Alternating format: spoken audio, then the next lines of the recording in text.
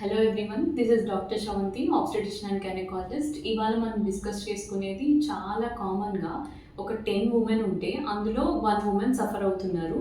అదేంటో కాదు, పీసీఓడి. ఇంకా చెప్పాలి అంటే ఇది మనం కోరి తెచ్చుకునే డిసీజ్. పీసీఓడి అంటే ఇది మన హార్మోనల్ ఇంబాలెన్స్ వల్ల వచ్చే డిసీజ్.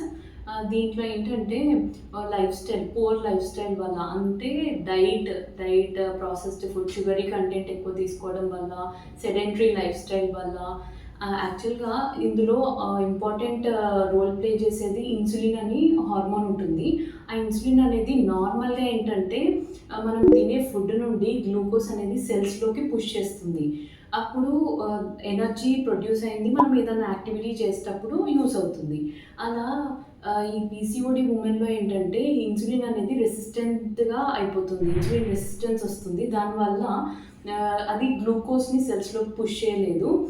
అది ఎక్కువ ప్రొడ్యూస్ అయ్యి ఓవరీస్, అండాశయం పైన యాక్ట్ చేస్తుంది. ఇలా ఓవరీస్ పైన యాక్ట్ చేయడం వల్ల అవి మేల్ హార్మోన్స్ని రిలీజ్ చేస్తుంది. ఈ మేల్ హార్మోన్స్ని రిలీజ్ చేయడం వల్ల మేల్ పార్ట్ హెయిర్, అంటే ముస్టాక్ కానీ, బియర్డ్ కానీ, యాక్నే, ఇంకా male pattern fat deposition around stomach, thighs, అలాంటివి, ఇంకా ఇర్రెగ్యులర్ పీరియడ్స్, కన్సీవ్ అవ్వకుండా ఉండడం, ఇలాంటివన్నీ వస్తున్నాయి ఆడవాళ్ళలో. దానివల్ల లేట్ రిప్రొడక్టివ్ పీరియడ్ టైంలో ఏమన్నా టైప్ 2 డయాబెటీస్కి ప్రీడిస్పోజ్ అయ్యే ఛాన్సెస్ ఎక్కువగా ఉంటుంది.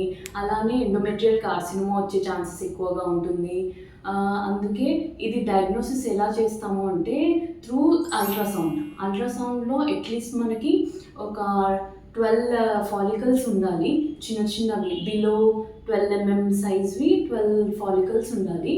ఇంకా అలానే ఇర్రెగ్యులర్ పీరియడ్స్ రావడం, ఇది ఇంకో సిమ్టమ్.